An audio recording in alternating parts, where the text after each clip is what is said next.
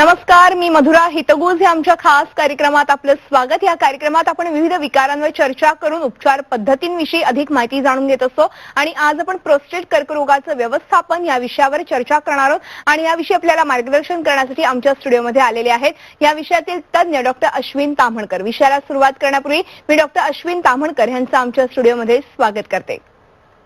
नमस्कार doctor. Thank you so much. Doctor Ashwin Tamhankar यांची थोडक्यात ओळख सांगायची झाल्यास डॉक्टर अश्विन हे MBBS MCH urologist DNB urology असून RCS इंजिन रोबोटिक युरोलॉजीचा त्यांनी फेलोशिप UK मधून घेतली आहे आणि नवी मुंबईतल्या अपोलो कर्करोग केंद्रातील सल्लागार म्हणून ते सध्या कार्यरत आहेत. युरो ऑन्कोलॉजिस्ट आणि रोबोटिक सर्जनही आहेत आणि मुंबईच्या सायन हॉस्पिटलमधून MHH युरोलॉजी पूर्ण केल्यानंतर त्यांनी 3 वर्षांपासून युरो ऑन्कोलॉजीच्या क्षेत्राकडे लक्ष केंद्रित केलंय. टाटा मेमोरियल हॉस्पिटल, मुंबई आणि मॅक्स हॉस्पिटल त्याचबरोबर लिस्टेड हॉस्पिटलमधील रोबोटिक युरोलॉजी फेलोशिप इथे त्यांनी प्रत्येकी 1 वर्षासाठी युरो ऑन्कोलॉजी आणि रोबोटिक शस्त्रक्रियांचा अनुभव देखील घेतलेला आहे. Royal college of surgeon of England आणि ब्रिटिश असोसिएशन ऑफ युरोलॉजिकल सर्जन यांचं प्रमाणपत्र असलेल्या युनायटेड किंगडम जे जगातील या क्षेत्रातील सर्वात प्रतिष्ठित असं यश आहे. ते मूत्रशास्त्रातील 280हून अधिक रोबोटिक प्रक्रियेचा एक भाग आहे आणि जवळजवळ 90 प्रकरणांमध्ये त्यांनी प्राथमिक शल्यचिकित्सक म्हणूनही काम बजावलंय. प्रोस्टेट, मूत्रपिंड, मूत्रमार्गात होणारे बदल, अंडकोश आणि मूत्रपिंडाजवळील मूत्रमार्गात कर्करोगाच्या ओपन लॅप्रोस्कोपिक आणि रोबोटिक प्रक्रियेमध्ये त्यांनी प्रावीण्य प्राप्त केलंय. चला तर आज आपण प्रोस्टेट कॅन्सरवरील अत्याधुनिक उपचार पद्धतींविषयी अधिक माहिती जाणून घेऊयात डॉक्टरांकडून लगेचच. डॉक्टर, पुन्हा एकदा स्वागत आहे. अर्थातच प्रोस्टेट कॅन्सर बद्दल बऱ्यापैकी लोकांना माहिती आहे, मात्र आज प्रोस्टेट कॅन्सरचे किती प्रमाण आहे भारतामध्ये? प्रोस्टेट कॅन्सर म्हणजे नेमकं काय आहे त्याबद्दल काय सांगाल? सो प्रोस्टेट ही एक ग्रंथी असते, जनरली ब्लॅडरच्या, ती फक्त पुरुषांमध्ये असते. ब्लॅडर म्हणजे मूत्राशयाची जी पिशवी असते त्याच्या खाली ही ग्रंथी अडकलेली असते, म्हणजे नॉर्मली असते आणि ती तिथून आपला लघवीचा पॅसेज बाहेर पडत असतो. तर नॉर्मली प्रोस्टेटचं जे काम असतं ते इनिशियल रिप्रोडक्टिव्ह एज ग्रुपमध्ये समायनल फ्लुइड बनवण्याचं आणि स्पर्म्सना एनरिच करण्याचं काम असतं. पण एका एज ग्रुप नंतर त्याची फारशी फंक्शनल काम त्याचं फारसं शिल्लक राहत नाही. तर त्या सिच्युएशन मध्ये आणि जनरली कसं असतं की नॉर्मली टेस्टोस्टेरॉन हे जे मेल संप्रेरक असतात त्याच्यामुळे आणि एजमुळे प्रोस्टेट ही नॉर्मली वाढत असते. सो त्यातल्या काही प्रमाणात प्रोस्टेट ह्या कॅन्सरस म्हणजे त्याच्यामध्ये कॅन्सरची लागण होते. काही प्रोस्टेट हे नॉन कॅन्सरस फॉरएव्हर राहू शकतात. पण प्रोस्टेटच्या वाढल्यामुळे जो ब्लॅडरवरती येणारा दबाव असतो त्याच्यामुळे लघवीचे बरेचसे सिम्पटम्स लोकांना आफ्टर द एज ऑफ 50 किंवा 60 येत राहतात. तर हे सिम्पटम्स म्हणजे काय असतात की वारंवार लघवीला जाणे किंवा रात्री लघवीला उठणे किंवा लघवीची फ्रिक्वेन्सी वाढणे किंवा धावायला लागणे लघवीला किंवा कधी कधी लघवीची इन्फेक्शन्स होणे, ह्या सगळ्या प्रकारे हे मॅनिफेस्टेशन होत असतात. कॅन्सरचं पर से डायरेक्ट सिम्पटम काही नसतं, पण रेअरली लघवीमध्ये ब्लिडिंग हे सिम्पटम प्रोस्टेटचे कॅन्सरचं असू शकतं. जरी ते कॉमन ब्लॅडर कॅन्सरमध्ये असलं तरी प्रोस्टेटमुळे कधी कधी रेअरली ब्लिडिंग हे होऊ शकतं. आणि लेट स्टेजमध्ये जेव्हा कॅन्सर पसरतो बोन्समध्ये वगैरे तेव्हा बोन पेन्सनी वगैरे पेशंट प्रेझेंट करतो. तर इन्सिडेंट्सचं डिस्कशन करायचं झालं तर नॉर्मली हा जगामध्ये 18चा डेटा आहे ग्लोबोकॉन या नावाच्या संस्थेचा. तो त्यानुसार हा पुरुषांमधला म्हणजे जेंटलमन मधला दुसरा मोस्ट कॉमन कॅन्सर आहे. इट इज ओनली त्याच्यावरचा आहे तो लंग कॅन्सर आणि this will be the most common cancer. हा इव्हेंच्युअली एक मोस्ट कॉमन कॅन्सर पुरुषांमध्ये होईल. US मध्ये जर स्टॅटिस्टिक्स बघितली तर आता सद्यस्थितीमध्ये दर 16व्या मिनिटा दर 2.5व्या मिनिटाला एक पेशंट प्रोस्टेट कॅन्सरचा डायग्नोज होतो US मध्ये आणि दर 16व्या मिनिटाला आसपास एक पेशंट अनफॉर्च्युनेटली प्रोस्टेट कॅन्सरमुळे दगावतो. इंडियामध्ये सिच्युएशन अशी आहे की आपल्याकडे रिपोर्टिंग एवढं व्हिजिलंट नाहीये, त्यामुळे आपल्याकडे लिटिल अंडर रिपोर्टिंग असल्यामुळे आपल्याकडे असे पर्टिक्युलर नंबर्स सिमिलर प्रपोर्शन मध्ये नसतात. पण आपल्याकडे हा कॅन्सर कमी प्रमाणात होण्याचं काही कारण नाही. सो आपल्यामध्ये हा बिकॉज ऑफ अंडर रिपोर्टिंग थोडासा कॅन्सर कमी वाटतो, पण आपल्यामध्येही इंडियामध्ये हा पुरुषांमध्ये दुसरा मोस्ट कॉमन कॅन्सर डेफिनेटली असणार. आपल्याकडे कसं असतं की मेजॉरिटी ऑफ द सिच्युएशन हा कॅन्सर लेट स्टेजमध्ये डायग्नोज होतो, जिथे पेशंटला बोन पेन येते किंवा हा हाडांमध्ये जातो किंवा कधी कधी फ्रॅक्चर्स होतात किंवा कधी कधी मज्जारज्जूवर दबाव येतो because of fracture in the spinal column आणि मग त्या स्टेजमध्ये ही मॅनिफेस्टेशन होत राहतात. बरं, त्यामुळे सांगायचं झालं तर हा फार कॉमन कॅन्सर आहे आणि अद्याप सद्यस्थितीमध्ये गेल्या काही वर्षांपासून याचा अवेअरनेस थोडा जास्ती वाढलेला आहे. आणि स्क्रीनिंग नावाची गोष्ट असते, म्हणजे आपल्याकडे अंडर रिपोर्टिंग का आहे म्हणतात, कारण जर तुम्ही वेस्टर्न पाश्चात्य देशांमध्ये जर गेला तर तिथे आपल्याला लक्षात येईल की एक प्रॉस्टेट कॅन्सर स्क्रीनिंग नावाची एक एंटिटी एक्झिस्ट होते. म्हणजे काय की तुम्ही हेल्दी पॉप्युलेशन मध्ये काही प्रकारच्या टेस्ट करताय आणि त्याच्यामधून तुम्ही अर्ली टाईपचे प्रॉस्टेट कॅन्सर रूल आउट करताय किंवा फाइंड आउट करताय टू ट्रीट द पेशंट. तर अशा सिच्युएशन मध्ये आपल्याकडे त्या स्क्रीनिंगसाठी 2 सिम्पल टेस्ट असतात. एक तर सिम्पल एक्झामिनेशन असतं आणि ब्लड टेस्ट असते कॉल्ड प्रॉस्टेट स्पेसिफिक अँटीजेन, त्याला आपण शॉर्ट फॉर्म मध्ये म्हणतो PSA. आणि ह्या दोन्ही टेस्टच्या माध्यमाने आपण अर्ली टाईपचे कॅन्सर्स डिटेक्ट करतो किंवा काइंड ऑफ आपण ज्या लोकांमध्ये ते नॉर्मल असतात त्यांच्यामध्ये कॅन्सर्स टेंटेटिव्हली रूल आउट करतो. तर इंडियामध्ये हे स्क्रीनिंग एवढं रोबस्ट नाहीये, त्याच्यामुळे आपल्याकडचं रिपोर्टिंग थोडं कमी आहे. पण हा खूप अलार्मिंगली हाय लेवलचा कॅन्सर आहे. तुम्ही जर ऑटॉप्सी स्टडीज बघितले तर साधारणतः 80 वर्षाच्या पुढच्या वयोगटामध्ये नियरली 80% लोकांना ऑटॉप्सी स्पेसिमेन मध्ये प्रॉस्टेट कॅन्सर मिळेल. म्हणजे हा एवढा मोठा कॉमन कॅन्सर आहे आणि फक्त पुरुषांमध्ये होतो. मग अगदी डॉक्टर, आता तुम्ही फार महत्वाचे मुद्दे इथे उपस्थित केले. हा तर एकतर म्हणजे मोठ्या प्रमाणात पसरतोय, मात्र ह्याचं लवकरात लवकर निदान होणं देखील तितकंच महत्वाचं आहे. मात्र साधारणपणे ह्या प्रोस्टेट कॅन्सरची काही लक्षणं दिसतात का, आणि ही लक्षणं दिसल्यानंतर नेमक्या कोणत्या टेस्ट करायच्या, आणि नंतर जर प्रोस्टेट कॅन्सर आहे असं म्हटल्यावरती कोणती ट्रीटमेंट करायची, ह्यामध्ये काही ट्रीटमेंटच्या काही वेगवेगळ्या बाबी आहेत का, त्याबद्दल मला जाणून घ्यायचंय. बरं. सो लक्षणं जसं मी म्हटलं की कॅन्सर पर से अशी काही सिम्पटम्स वेगळे येत नाहीत, पण नॉर्मली प्रत्येक पुरुषामध्ये जेव्हा प्रॉस्टेट वाढायला लागते आफ्टर सर्टन एज, तेव्हा त्याचा दबाव ब्लॅडरवर पडल्यामुळे ब्लॅडरला युरिन बाहेर ढकलायला थोडासा एफर्ट द्यायला लागतात, पुश करायला लागतात. त्याच्यामुळे हे सिम्पटम्स सगळे येतात जे आपण डिस्कस केले की फ्रिक्वेन्सी म्हणजे वारंवार लघवीला जाणे किंवा रात्री लघवीला उठायला लागणे बराच वेळा, किंवा लघवीमध्ये इन्फेक्शन्स होणे किंवा लघवीची धार वीक असणे आणि खूप प्रेशर द्यायला लागणे, असे सिम्पटम्स हे प्रोड्यूस होत असतात. आता कॅन्सरमुळे जसं मी म्हणलं की आयदर ही जनरली सिम्पटम्स जे असतात ते आपण ही जी एनलार्जमेंट म्हणतो त्याला बिनाइन एनलार्जमेंट ऑफ प्रॉस्टेट म्हणतो. म्हणजे ही पण मेडिकल टर्मिनॉलॉजी आहे ज्याच्यामध्ये प्रॉस्टेट वाढली आहे, ती कॅन्सरच नाहीये पण ती वाढल्यामुळे दबाव देते, त्याच्यासाठी पण काहीतरी मेडिकेशन्स किंवा इंटरव्हेन्शन्स लागू शकतात. पण कॅन्सर जेव्हा त्या वाढलेल्या एनलार्ज प्रॉस्टेटमध्ये जेव्हा कॅन्सर बनतो तेव्हा तो त्या बॅकग्राऊंड एनलार्जमेंटच्या मध्ये बनलेला असतो, त्यामुळे कॅन्सरचे सिम्पटम्स पर से डायरेक्टली दिसत नाही. सो नॉर्मली कसं असतं की कुठलाही पेशंट ज्याला हे सिम्पटम्स आहेत त्यांनी पुढे येऊन हे टेस्ट वगैरे करून त्याच्यातला कॅन्सर रूल आउट करणं महत्वाचं आहे आणि डॉक्टरांचा सल्ला घेणं महत्वाचं आहे. जसं मी म्हटलं लेट स्टेजमध्ये पेशंट्स बोन पेन किंवा फ्रॅक्चरनी पण प्रेझेंट करतात किंवा इमर्जन्सी पायामध्ये विकनेस कारण मज्जारज्जूवरती दबाव येऊन वर्टेब्रा मधलं फ्रॅक्चर होऊन मज्जारज्जूवर दबाव येऊ शकतो, अशा प्रकारची प्रेझेंटेशन पण होऊ शकतात. सो हे होतं प्रेझेंटेशन बद्दल. आता अर्ली डिटेक्शन मध्ये जसं मी म्हणलं की हे स्क्रीनिंग जे आहे, म्हणजे स्क्रीनिंग म्हणजे बेसिकली काय की तुम्ही हेल्दी पॉप्युलेशन मध्ये लोकांना आयडेंटिफाय करताय की त्यातून काही कॅन्सर आहेत. जसं आपण ब्रेस्ट कॅन्सर मध्ये स्क्रीनिंग करतो, फिमेल्स मध्ये सर्व्हायकल कॅन्सरसाठी पॅप्समियर आणि स्क्रीनिंग करतो, तशा एक्झॅक्टली सेम माध्यमांनी स्क्रीनिंग टेस्ट अशी टेस्ट आहे की जी एकदम सिंपल आहे. जशी फॉर एक्झाम्पल PSA टेस्ट आपण जे बोललो प्रॉस्टेट स्पेसिफिक अँटीजेन, ती एक सिंपल ब्लड टेस्ट आहे, 4 तासात रिझल्ट येतात आणि एक quick examination by an expert. एवढ्या 2 गोष्टी आहेत ज्या तुमच्या majority of the times cancer rule out करणार आहेत. ऑब्व्हियसली त्यातलं काही जर ऍबनॉर्मल असेल तर तुम्हाला पुढची इन्व्हेस्टिगेशन करायला लागतील, बायोप्सी किंवा MRI किंवा पुढचा काही पेट स्कॅन. पण जर हेल्दी पॉप्युलेशन मध्ये बघायचं झालं तर हे इम्पॉर्टंट आहे. इंडियामध्ये हा प्रोग्राम आता बऱ्याचशा इन्शुरन्स कंपन्या कव्हर करतात, त्यांचे जे हेल्थ पॅकेजेस असतात त्याच्यामध्ये कव्हर होतात. पण normally also after the age of 50 years, हा खूप महत्वाचा मुद्दा आहे, 50 वर्षानंतर प्रत्येक पुरुषाने भले त्यांना सिम्पटम्स असू दे किंवा नसू देत, वर्षातून एकदा, ही फार फ्रिक्वेंटली करायची गरज नाहीये, वर्षामधून एकदा PSA टेस्ट आणि एक्झामिनेशन एवढं करणं महत्वाचं आहे अंटिल दे आर 70-75. सो 50 ते 70 एज वयोगटामध्ये त्यांनी मिनिमम ही टेस्ट झाली पाहिजे आणि त्यातून अर्ली कॅन्सर डिटेक्ट होतील, सो दॅट आपल्याला त्यांना ट्रीट करण्याची संधी किंवा ट्रीट करण्याची अपॉर्च्युनिटी आपल्या हातामध्ये राहील पसरायच्या आधी. बरोबर. आता ट्रीटमेंटचं जर सांगायचं झालं तर पहिल्यांदा आपल्याला नेहमी हे आयडेंटिफाय करायला लागतं की जो कॅन्सर आहे तो डायग्नोज करण्यासाठी आपल्याला बायोप्सी करायला लागते. बायोप्सी एक सिंपल प्रोसिजर असते, लोकल अनेस्थेशियामध्ये होते आणि त्यानंतर आपण एक डेडिकेटेड पेट स्कॅन करतो कॉल्ड PSMA पेट स्कॅन. त्याच्यामध्ये आपण आयडेंटिफाय करतो की स्प्रेड झालाय का. तर जर सिंपल शब्दात सांगायचं झालं तर स्प्रेड झालेला नसेल असा कॅन्सर, स्प्रेड न झालेला कॅन्सर असेल तर त्याचं इंटेन्शन ऑफ ट्रीटमेंट हे क्युअरच्यासाठी असतं. म्हणजे आपण त्या पेशंटला क्युअर करण्यासाठी जी मॉडॅलिटी वापरतो ती वापरतो.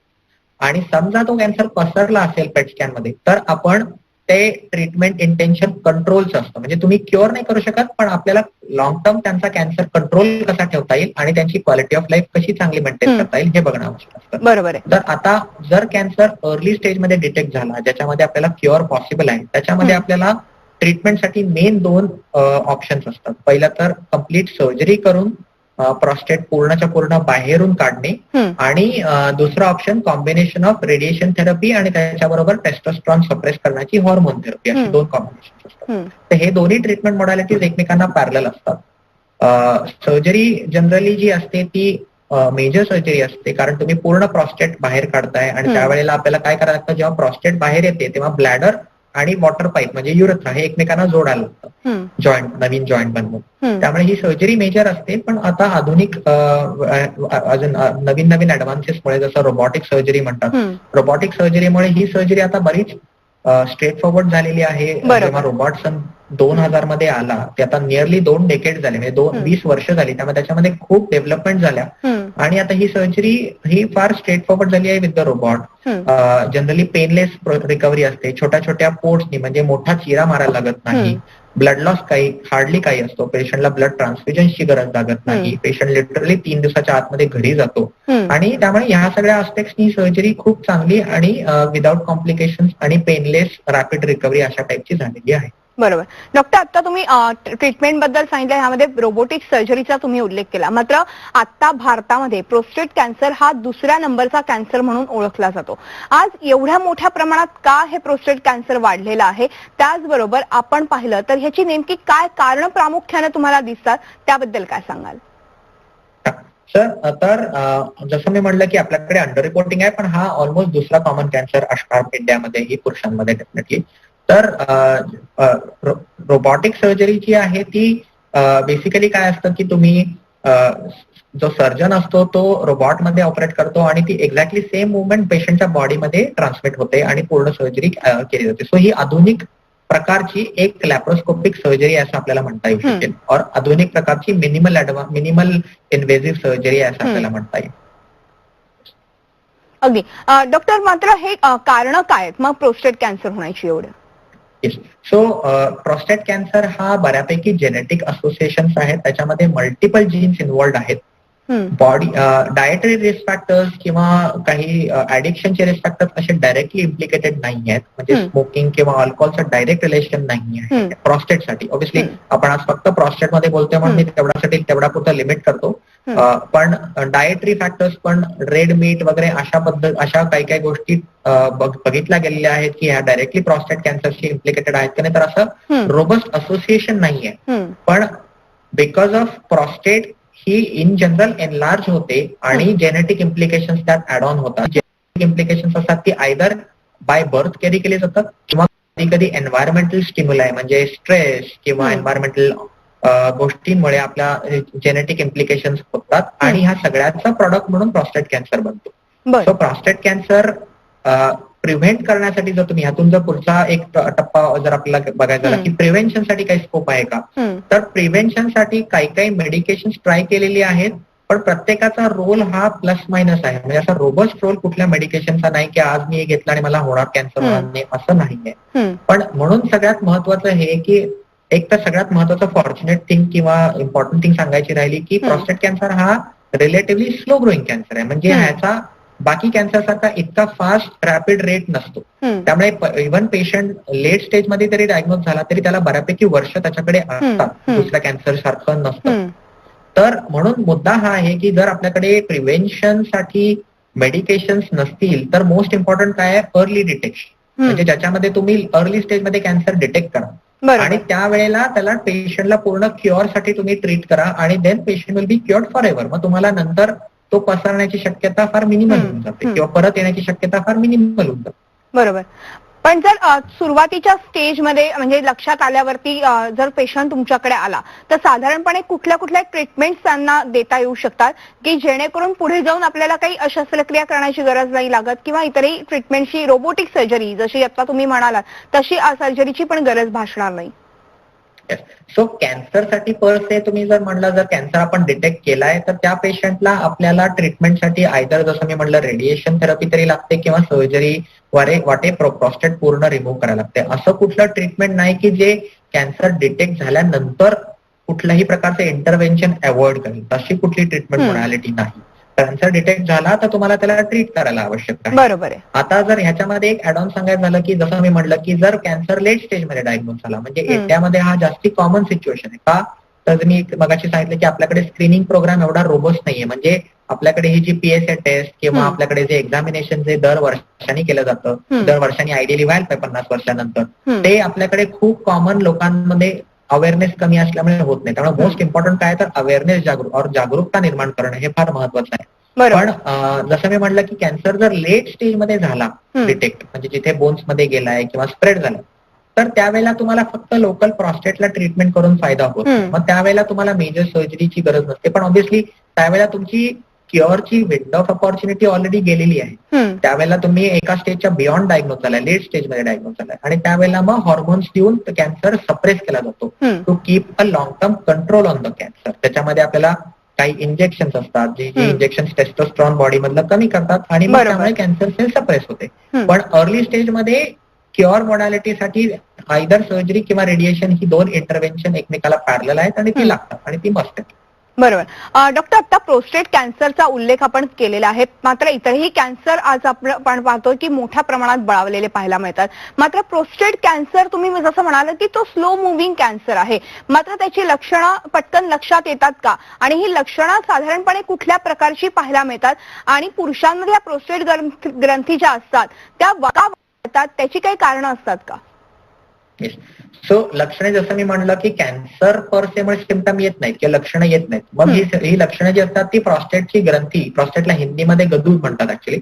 सो जी गदूद किंवा प्रॉस्टेट वाढल्यामुळे जी सिम्पटम्स येतात तेच सिम्पटम्स कॅन्सरचे पण सिम्पटम्स असू शकतात. कारण कॅन्सरमुळे अर्ली स्टेजमध्ये सेपरेट सिम्पटम्स नाही येणार आहेत. मग त्यामुळे तुम्हाला जर स्वतःला आयडेंटिफाय करायचं झालं की ही सिम्पटम्स आहेत की नाहीत तर पेशंटनी किंवा हे सगळे पेशंट नाही बोलू शकत आपण. हे हेल्दी पॉप्युलेशन आहे. तर मग हेल्दी पॉप्युलेशन मध्ये हा अवेअरनेस माहिती पाहिजे की जर युरिनरी इश्यूज असतील म्हणजे फ्रिक्वेन्सीचे सिम्पटम्स किंवा वारंवार जाणे जसं मी म्हणलं मगाशी रात्री उठायला लागणे वारंवार किंवा लघवीची धार वीक होणे आणि जोर करायला लागणे ह्या सगळ्या ज्या गोष्टी असतील तर त्यावेळेला आपल्याला इव्हॅल्युएशन करणं आवश्यक आहे आणि त्यातलं पहिलं स्टेप आहे की प्रॉस्टेटचा कॅन्सर रोल आउट करणं आवश्यक आहे. डॉक्टर आता तुम्ही फार महत्वाचे मुद्दे इथे मांडले मात्र रोबोटिक सर्जरी बद्दल मला तुमच्याकडनं जाणून घ्यायचंय. या प्रोस्टेट कॅन्सरमध्ये रोबोटिक सर्जरी किती महत्वाची भूमिका खरं तर करते त्याचबरोबर ह्या कॅन्सरमधनं बाहेर पडल्यावरती एकूणच त्यांचं पुन्हा एकदा योग्य पद्धतीने जीवनमान सुरू होतं का त्याबद्दल काय सांगाल? बरं. सो रोबोटिक सर्जरी जसं मी म्हणलं की सन 2000 मध्ये चालू झाली US मध्ये आणि इंडियामध्ये साधारणतः 2010 पासून आली. सद्यस्थितीमध्ये नियरली इंडियामध्ये सुद्धा नियरली 96 रोबोट्स आहेत. मुंबईमध्ये आहेत बरेचसे प्रत्येक सिटीमध्ये आहेत. तर रोबोटिक सर्जरी बेसिकली काय असतं की हे एक अडव्हान्स फॉर्म ऑफ लॅप्रोस्कोपी असतं म्हणजे हे दुर्बिणीची शस्त्रक्रिया असते मराठीत.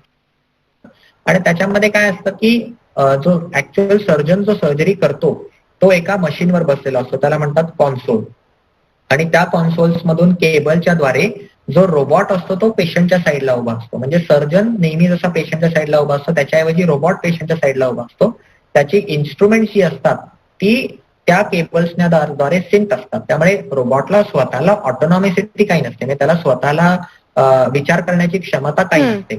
सर्जन जे कॉन्सोलवरती मुवमेंट करतो ती एक्झॅक्टली सेम मुवमेंट पेशंटच्या बॉडीमध्ये विथ द इन्स्ट्रुमेंट्स म्हणजे जी लॅप्रोस्कोपीची आपण दुर्बीणची जी छोटी छोटी इन्स्ट्रुमेंट असतात 5 आणि 8 मिलीमीटरची तशा मिलीमीटरची इन्स्ट्रुमेंट्सनी आतमध्ये शस्त्रक्रिया पूर्ण होते. सो कंट्रोल जो असतो तो पूर्ण हे बऱ्याच लोकांच्या ह्याच्यामध्ये कधी कधी मिथ असतं की वहम असतो की रोबोट स्वतःहून काही करतो का तर तसं नाही. ऑब्व्हियसली बेसिकली सर्जन पूर्णच्या पूर्ण शस्त्रक्रिया जी करतो ती पूर्ण कॉन्सोलवरती करतो आणि ती एक्झॅक्टली ट्रान्सलेट होते पेशंटच्या बॉडीमध्ये आणि ऍडव्हान्टेज जसं मी म्हणलं की मिनिमल इन्व्हेसिव्ह प्रोसिजर आहे, मोठे चेहरा नाही लागत, ब्लड लॉस हार्डली काय होतो, रिकव्हरी खूप फास्ट असते, पेशंट आयसीयू बऱ्याच वेळा जात पण नाही, विदाऊट आयसीयू पेशंट वॉर्डमध्ये शिफ्ट होतो, 2 ते 3 दिवसात पेशंट घरी जातो.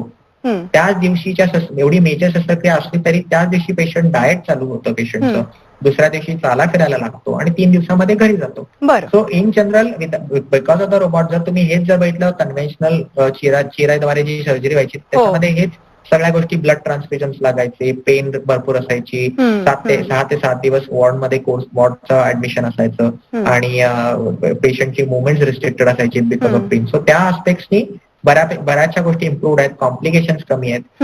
जसं तुम्ही म्हणलं की शस्त्रक्रियेनंतर काही सिक्वल येतात का किंवा काही इम्प्लिकेशन्स येतात का, तर ह्या शस्त्रक्रियेमध्ये आपल्याला रोबोटद्वारे नर्व्स पण स्पेअर करता येतात. इंडियामध्ये थोडंसं एक स्टिग्मा मानला जातो talking about the sexuality, but I am talking from the medical front की it is also one important aspect of every patient. का इम्पॉर्टंट आहे, कारण प्रॉस्टेट ग्रंथीच्या साईडला ज्या नर्व्स असतात त्या आपण रोबोटद्वारे स्पेअर करतो, ज्या सेक्शुअल फंक्शनसाठी महत्वाच्या असतात. सो त्याच्यामध्ये बरीचशी इम्प्लिकेशन्स असतात आणि हे सगळे ऍडव्हान्टेजेस रोबोटमुळे आपल्याला पेशंटला देऊ शकतो. सो सर्जरी नंतर सिक्वले म्हणलं तर इन जनरल मेजर सिक्वले काहीच नसतात. सर्जरी नंतर पेशंट रिकव्हर खूप चांगला होतो, थोडे दिवस युरिनचं थोडंसं लिकेज होतं पण ते रिकव्हर होतं. इन जनरल जर कॅन्सर सर्जरी जर पूर्ण झाली तर अजून ऍडिशनल ट्रीटमेंट कधी कधी लागत नाही. पण समजा काही हाय रिस्क घटना म्हणजे हाय रिस्क कॅन्सर्स असतात, म्हणजे 3 पद्धतीचे कॅन्सर जसं मी म्हटलं की प्रॉस्टेटच्या आतमध्ये आहेत, दुसरे आहेत ते प्रॉस्टेटच्या जस्ट बाहेर आले आहेत कॅप्सूल सोडून आसपास, आणि तिसरे म्हणजे पूर्ण पसरले. तर हाय रिस्क जी मधली स्टेज आहे त्याच्यामध्ये सर्जरी नंतर पेशंटला एक्स्ट्रा थेरपी काहीतरी लागू शकते for keeping them more safe. अगदी, म्हणजे थोडक्यात प्रोस्टेट कॅन्सरवरती आपल्याकडे आज रोबोटिक सर्जरीच्या माध्यमातून खूप चांगल्या उपचार पद्धती उपलब्ध आहेत आणि मला वाटतं की त्याचा नक्कीच खरं तर ज्यांना कोणाला हा प्रोस्टेट कॅन्सर झाला असेल त्यांनी नक्कीच अपोलो हॉस्पिटलशी संपर्क साधायला हरकत नाही. त्या ठिकाणी खरं तर ह्या रोबोटिक सर्जरीद्वारे प्रोस्टेट कॅन्सरवरती उपचार केले जातात. डॉक्टर, वेळ संपल्यामुळे आज आपल्याला इथेच थांबावं लागते, मात्र तुम्ही आलात आणि खूप छान आणि मोलाचं मार्गदर्शन आमच्या प्रेक्षकांना केलं, त्याबद्दल मनपूर्वक आभार. थँक्यू. आणि यानंतर हितगुज मध्ये आज आपण इथेच थांबतो. तुम्ही पाहत राहा आमचा खास कार्यक्रम हितगुज.